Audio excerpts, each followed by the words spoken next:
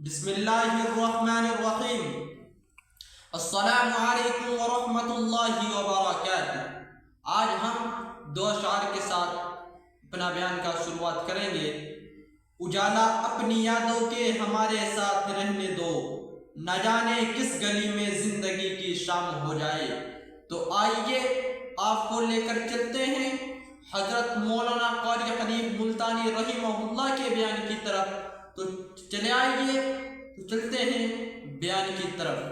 صلی اللہ تعالی علیہ وسلم اذا ظہر الفتن او البدع فلیظہر العالم علمہ ومن لم یفعل فعلیہ لعنۃ اللہ والملائکۃ والناس اجمعین۔ صدق اللہ مولانا العلی العظیم وصدق رسولہ النبی الکریم۔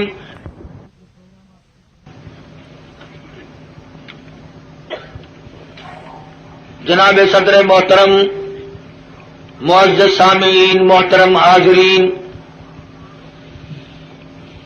ایک عرصہ کے بعد آپ کے اس قصبہ میں، شہر میں حاضری کا اتفاق اور بیان کا اتفاق ہو رہا ہے۔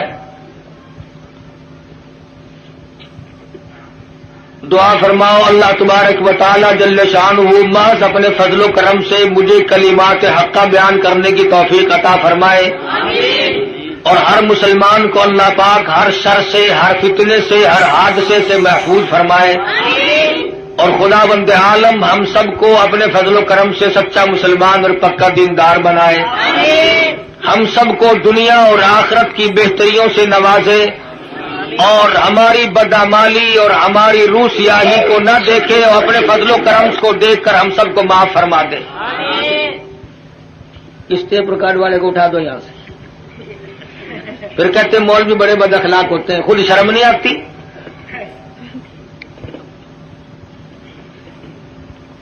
ایک تو یہ بڑی تک ہے، جس نے یہ ڈھولکی خرید رکھی ہے اسٹیج پہ بیٹھتا ہے، سب سے اگلیوں میں آ کے بیٹھتے ہیں یہ، اور پھر ہاتھ ہلاتے رہتے ہیں بیٹھے بیٹھے۔ عرض کر رہا تھا کہ اللہ پاک نے مجھے بھی پہنچا دیا اور آپ حضرات کو بھی اللہ پاک لے آئے، بس دعا فرمانا کہ خداوند ذوالجلال ہمارے اس مل بیٹھنے کو قبولیت عطا فرمائے۔ یہ خداوند عالم کا ہی بندے پہ کرم ہوتا ہے کہ اسے نیکی کی توفیق عطا فرمائے، ورنہ اس وقت کافی تعداد میں مخلوق اور مسلمان لوگ سینماؤں میں ہیں، ٹی ویوں پہ پڑے ہیں، زندگی کے قیمتی لمحات کو تباہ و برباد کر رہے ہیں، اور احساس تک بھی کبھی نہیں ہوا کہ میری زندگی کیسے گزر رہی ہے۔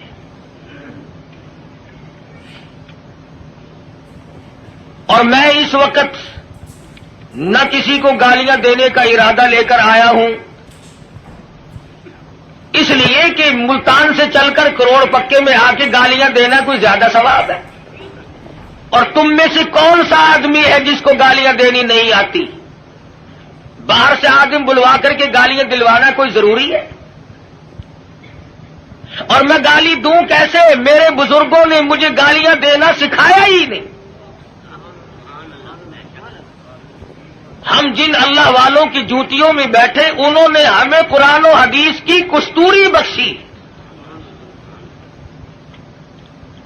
اور نہ میں کسی کو کافر بنانے بھی نہیں آیا، اس لیے کہ کافر بنانا آسان ہے، مسلمان بنانا بڑا مشکل۔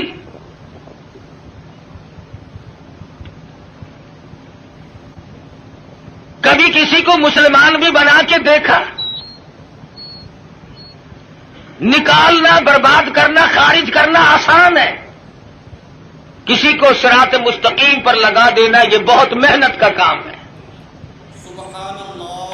حضرت شیخ الہند ہیں سب قید رحمت اللہ علیہ، انگریز نے زور لگایا کہ اتا ترک کو آپ کافر لکھ دیں، اللہ والے نے اپنی پیٹھ پہ کوڑے تو کھا لیے مگر مسلمان کو کافر نہ لکھا. جبر و اکراہ بھی ہوا, پریشان بھی کیا گیا, مگر صاف انکار کر دیا کرتے تھے. اس لیے نہ گالیاں دینا ہمارا شیوا ہے, نہ کسی کو کافر بنانا ہم لوگوں کا کوئی مقصد نہیں, بلکہ دل سے دعا ہے کہ خداوند عالم ایسی دین کی ہوا چلائے کہ پوری دنیا میں ایک بھی کافر نہ رہے. تمنا یہ ہے کہ ساری دنیا کے لوگ حضور اکرم صلی اللہ علیہ وسلم کے غلام بن جائیں. اور جو گالیاں دیتے ہیں انہیں مبارک ہو. اس لیے کہتا ہوں ارے مالی ندی گالی بگاڑا ہم نے کیا تیرا, ارے مالی ندی گالی بگاڑا ہم نے کیا تیرا, چمن ہے سیر کرنے کا نہ گھر تیرا نہ گھر میرا. کیا فائدہ اپنی زندگی کو برباد کرنے کا؟ زبان کو گندا کرو, ایمان کو کھوٹا کرو, اس سے کوئی مقصد؟ کسی کو برا کلمہ کہنا جس سے اس کے دل کو تکلیف پہنچتی ہے, ایذا پہنچتی ہے, یہ بھی بہت بڑا عظیم گناہ ہے. اسی کو کہتا ہے مت ستا ظالم کسی کو مت کسی کی آہلے, مت ستا ظالم کسی کو مت کسی کی آہلے, دل کے دکھ دینے سے نادا عرش بھی ہل جائے گا.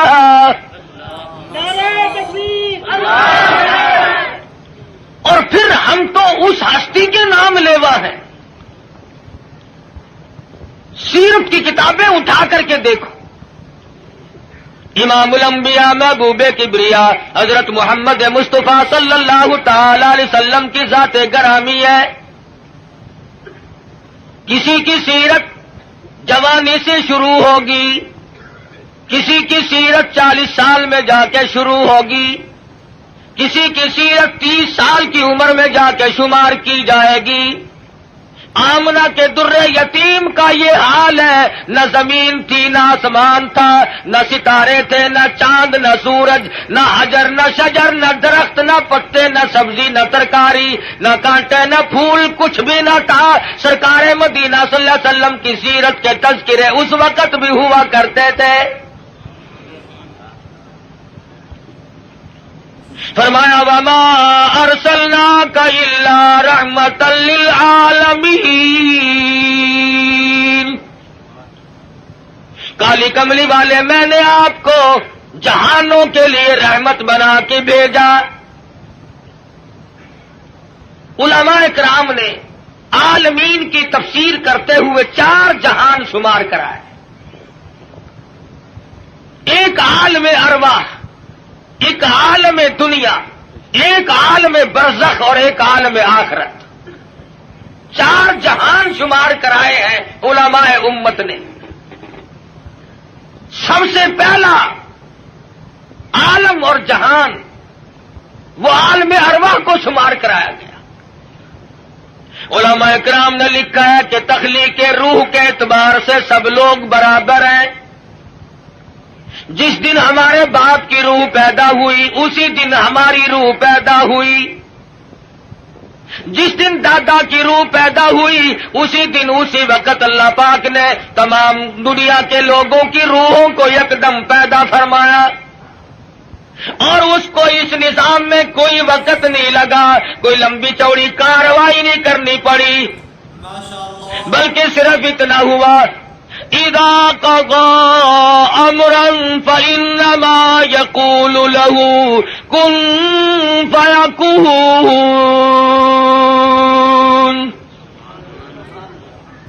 جب وہ کسی کام کو کرنا چاہتے تھے اور چاہتے ہیں بس فرماتے ہیں ہو جا, وہ ہو جایا کرتا ہے.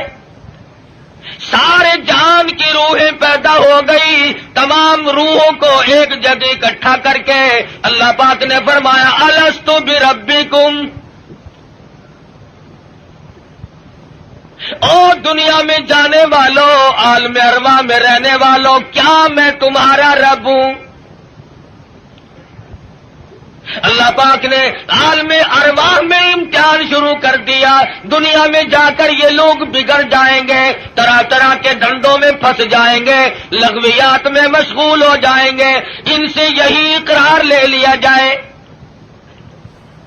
الستو بربکم، کلیم اللہ کی روح خاموش ہے، ابراہیم خلیل اللہ کی روح خاموش ہے، روح اللہ کی روح خاموش ہے، نجی اللہ کی روح خاموش ہے، رسولوں کی روحیں خاموش ہے، پیغمبروں کی روحیں خاموش ہے، انبیاء کرام کی روحیں جواب نہیں دیتی، ابدالوں کی روحیں خاموش ہے، قطبوں اور غوثوں کی روحیں خاموش ہے۔ علماء لکھتے ہیں سب سے پہلے روح محمد الرسول اللہ صلی اللہ علیہ وسلم نے جواب دیا بلا انت ربنا۔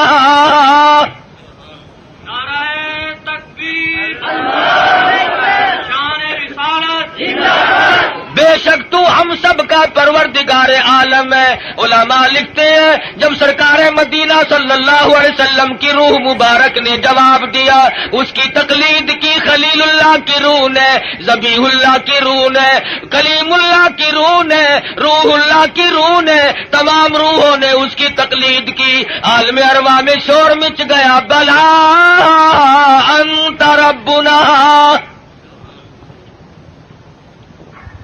عالم ارواح کی سرداری اللہ تبارک و تعالی نے امام الانبیاء محبوب کبریا حضرت محمد مصطفیٰ صلی اللہ علیہ وسلم کو عطا فرمائی۔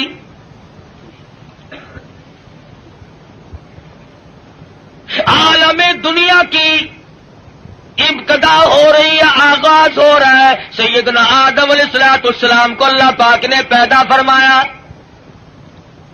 جنت میں قیام ہے، تنہائی کی وجہ سے وحشت محسوس کرتے ہیں، تنہائی محسوس ہو رہی ہے، اللہ تبارک و تعالی نے ایک عورت پیدا فرما دی۔ الہی یہ کون ہے؟ یہ میں نے تمہارے لیے عورت پیدا کی ہے۔ قریب جا پہنچے، ہاتھ لگاؤں گا، لمس کروں گا، چھوؤں گا اسے، یہ میری ہے۔ آواز آتی ہے اے آدم ٹھہرو، غلطی نہ کرنا، ابھی ہاتھ لگانے کی اجازت نہیں، پیدا میرے لیے کی گئی ہے، ہاتھ لگانے کی اجازت کیوں نہیں؟ آواز آتی ہے اے آدم آپ ابو البشر ہیں، سارے جان کے لوگوں کے ابا ہیں، یہ سارے جان کے لوگوں کی اماں ہیں، پہلے حق مہر ادا کرو پھر ہاتھ لگاؤ۔ الہی سونے کے محل دے دوں، کستوری زعفران کا گاڑا جن محلوں میں لگا ہوا ہے وہ مکان دے دوں، سونا دے دوں، چاندی دے دوں، باغات دے دوں۔ آواز آتی ہے نہیں نہیں، پھر اور کیا دینا پڑے گا؟ آواز آتی ہے وما ارسلناک الا رحمۃ للعالمین۔ آج میرے حبیب کی تمام دنیا کے لوگوں کے سامنے سیرت ظاہر کرنی ہے، یہاں سے ان کے تذکرے شروع کرنے ہیں۔ اے آدم کچھ لینا دینا نہیں ہے، یہاں کھڑے کھڑے آپ میرے محبوب کی ذات اقدس پہ 20 مرتبہ درود پاک پڑھے، حق مہر ادا ہو جائے گا۔ نعرہ تکبیر، تو تاج و ختم نبوت، نعرہ تکبیر، ابھی شروع ہی ہوا ہے دنیا کا نظام کہ حبیب کبریا حضرت محمد الرسول اللہ صلی اللہ علیہ وسلم کے تذکرے شروع ہو گئے۔ درود شریف پڑھو، حق مہر ادا ہو جائے گا۔ آج مسلمان کو درود پاک پڑھنے کی توفیق نہیں۔ آج ہم صبح کو اٹھتے ہوئے کچھ اور کہتے ہیں، سوتے ہوئے کچھ اور بک بک کرتے ہوئے سو جاتے ہیں۔ ارے سونا جاگنا نہیں بلکہ مرتے وقت کلمہ نصیب نہیں، درود شریف استغفار نصیب نہیں، بے ہوشی کی موت لوگ مر رہے ہیں۔ پھر انبیاء کرام تشریف لا رہے ہیں، حالات دنیا کے بڑھتے چلے گئے۔ یہ کون آئے؟ یہ یونس علیہ السلام ہے، شہر نینوار موصل کے لیے پیغمبر بن کے آئے۔ یہ کون ہے؟ یہ صالح علیہ السلام ہے، قوم سمود کے لیے پیغمبر بنا کے بھیجے گئے۔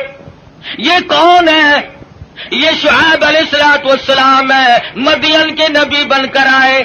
یہ کون بزرگ ہے، یہ کون سے پیغمبر ہے؟ یہ عیسیٰ علیہ السلام ہے، یہ ذبیح اللہ ہے، یہ یوسف علیہ السلام ہے، یہ بنی اسرائیل کے نبی، کوئی علاقے کا نبی، کوئی صوبے کا نبی، کوئی ایک ملک کا نبی۔ آئی آمنہ کے در یتیم کی باری تو آواز دے دی، دنیا والوں، آسمان والوں کا نبی، زمین والوں کا نبی، تمام کے تمام کا ایک ہی نبی بنا کر کے میں بھیج رہا ہوں۔ قل یا ایھا الناس انی رسول اللہ الیکم جمیعا۔ عجم کے باشندوں، عرب کے باشندوں، او بادشاہوں، گورنروں، وزیروں، غریبوں، امیروں، فقیروں، کوئی بھی ہو، تم سب کی طرف مجھے اللہ پاک نے پیغمبر بنا کے بھیجا ہے۔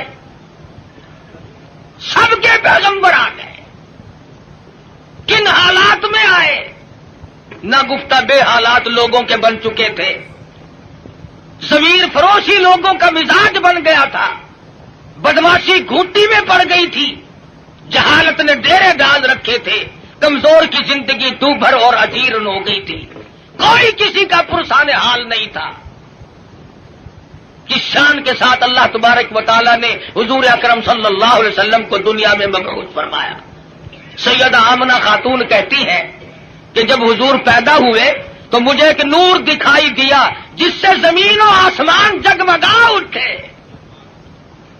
روشنی روشنی پھیل گئی، اور فرماتی ہے میرا جی چاہا کہ میں اپنے یتیم کو دیکھوں، میں جا کے دیکھنے لگی، دیکھتی کیا ہوں کہ میرے یتیم کا پیشانی اور ماتھا زمین پہ رکھا ہوا ہے، سجدہ فرما رہے ہیں۔ دنیا میں جلوہ گر ہوتے ہی سجدہ کیا تاکہ لوگوں کو یہ بتا دیا جائے کہ میں تو لوگوں ایک اللہ کے دروازے پہ تمہیں سجدہ کرنے سکھانے آیا۔ فرماتی ہے میں نے پیار کر کے گود میں لے لیا، ادھر میں نے پیشانی پہ بوسہ دیا، ادھر شہادت کی انگلی اٹھا کر آسمان کی طرف اشارہ فرما رہے، میں اس ایک کو ماننے آیا ہوں، ابھی تو ابتدا ہے۔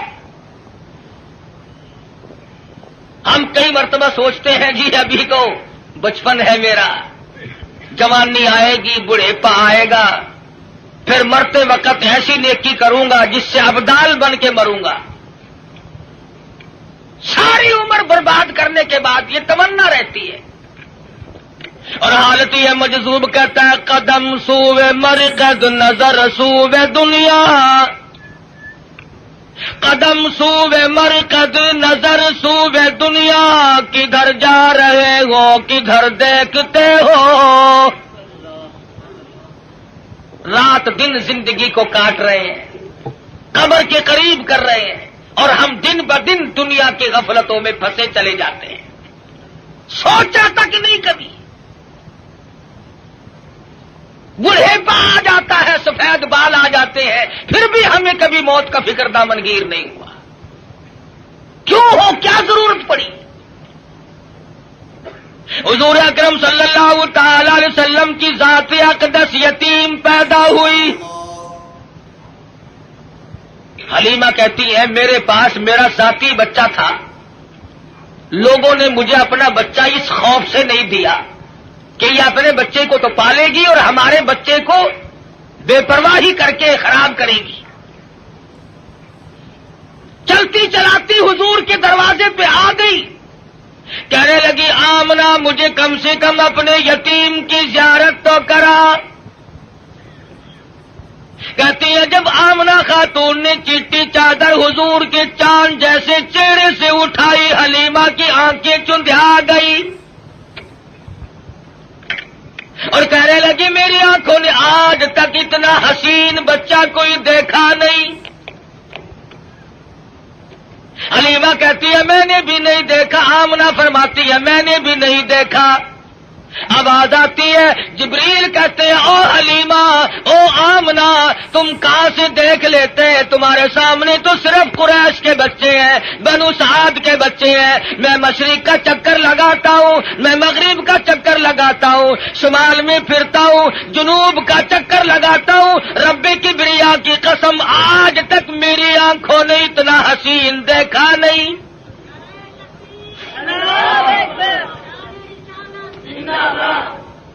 رہنے دو نعرے، آٹا بڑا مہنگا ہے، نہیں دیکھا۔ آواز آئی، جبریل تم کیسے دیکھ لیتے؟ دنیا کے لوگ کیسے دیکھ لیتے ہیں؟ مجھے اپنی کبریائی کی قسم آج تک میں نے ایسی صورت والا کوئی پیدا کیا ہی نہیں۔ الہی اب تو آیا کریں گے، اب تو ایسے آنے شروع ہو گئے، چلو پہلے نہیں آئے تھے تو کیا بات ہے۔ آواز آتی ہے، رخ مصطفیٰ ہے وہ آئینہ، اب اس جیسا دوسرا آئینہ نہ ہمارے چشم خیال میں اور نہ دکان آئینہ ساز میں۔ اب ایسے کیسے آئیں گے؟ میں نے وہ سانچہ ہی توڑ دیا جس سانچے میں اس صورت کو ڈالا ہے۔ نعرہ تکبیر، اب ایسا کوئی نہیں آئے گا۔ حضرت آمنہ حضور کو حلیمہ کی گود میں دے رہی ہے، وہ بات نہ کہی جو ایک ماں کو کہنی چاہیے تھی، اپنے بچے کا خیال کرو گی، میرا یتیم لاوارث ہے، کہیں اس کی خیال کے اندر غفلت نہ کرنا، بے پرواہی نہ کرنا۔ حضرت آمنہ نے وہی بات کہی جو آخر الزماں پیغمبر کی اماں کو کہنی چاہیے تھی، کہتی ہے او حلیمہ میں تیرے جذبات کو تاڑ گئی ہوں، میں تیری نظروں کو سمجھ گئی ہوں، کہیں میرے بچے کی محبت کی جذبات میں آ کر رب نے بچے کو بھوکا نہ مارنا۔ اظہار شروع ہو گیا، ہمدردی کا پیغام حضور کے آتے ہی شروع ہو گیا۔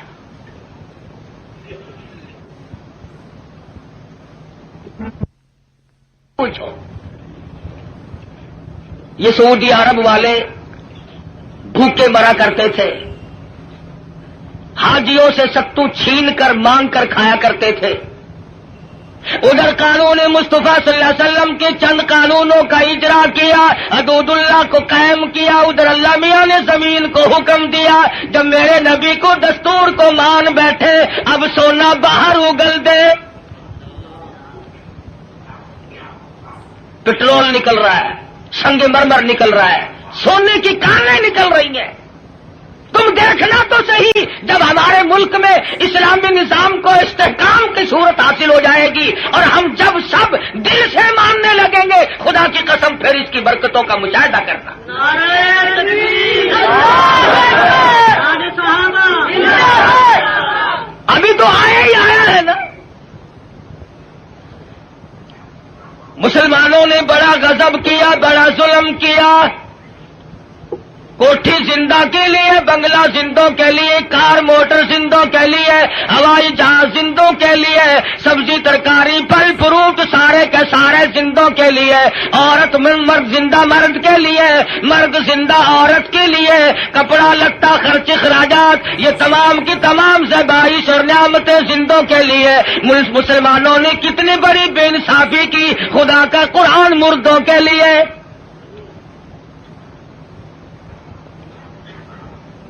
ساری عمر کبھی بنگلے میں اللہ کے قرآن کو جگہ نہ دی، تمام عمر کبھی کوٹھی میں قرآن کو جگہ نہ ملی، کبھی کارخانے میں ذکر تک نہیں آیا اللہ کے قرآن کا۔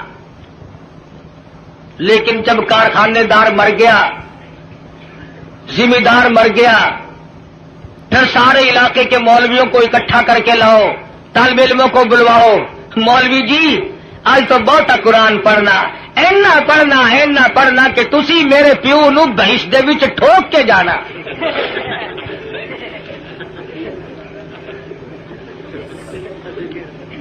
ساری عمر نیڑے نہیں آیا کبھی، شرابیں رج رج کے پی، بدماشی کی، بغاوت کی، مرنے کے بعد قرآن یاد آیا. اس کا مطلب یہ ہوا کہ یہ قرآن مردوں کے لیے آیا، زندوں کا اس میں کوئی حصہ نہیں ہے، تھوڑا سا. مولوی صاحب نستر والوں نے بھی جواب دے دیا، ڈاکٹروں نے بھی جواب دے دیا، حکیموں کو دکھا بیٹھے.